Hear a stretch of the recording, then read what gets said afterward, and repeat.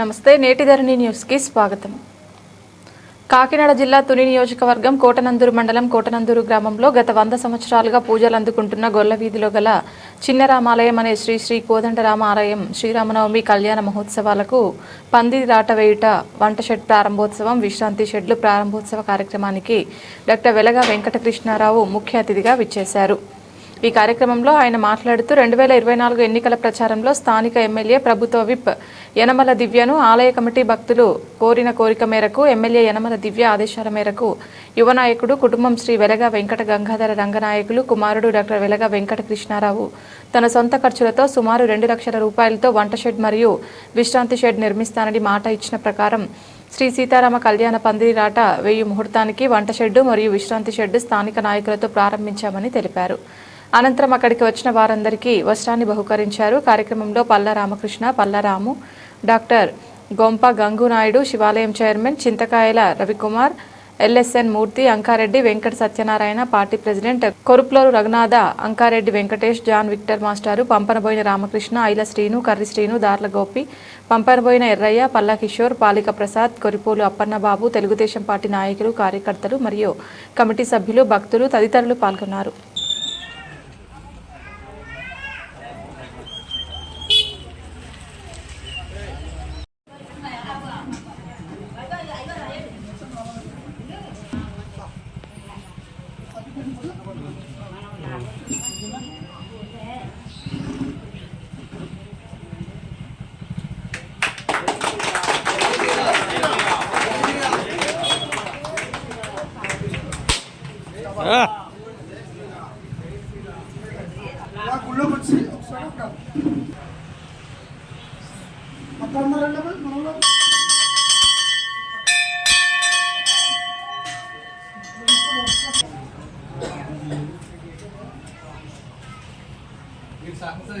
సగం పెట్టడం సగం తీసారంటే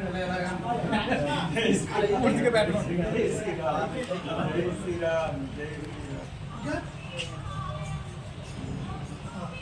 అది కూడా ఓపెన్ చేసి పడుకోవాలి.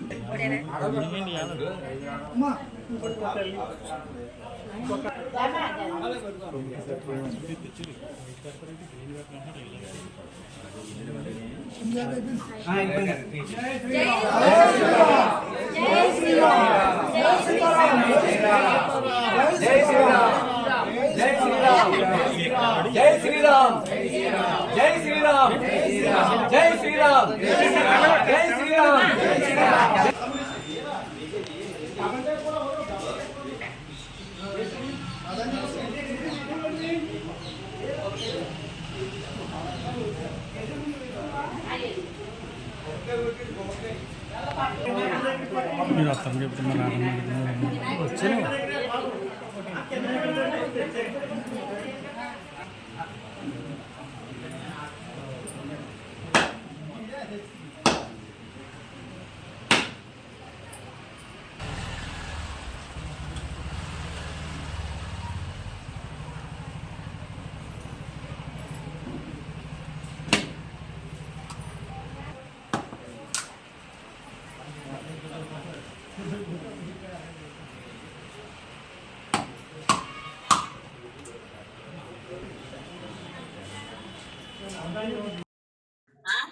మేము ఇక్కడికి వచ్చినటువంటి పెద్దలందరికీ కూడా పేరు పేరున ధన్యవాదాలు తెలియజేసుకుంటున్నాం. అలాగే కృతజ్ఞతలు తెలియజేసుకుంటున్నాం. చిన్నరామాలయం దగ్గర ప్రతి శనివారం కూడా అన్నదాన కార్యక్రమం జరుగుతుంది.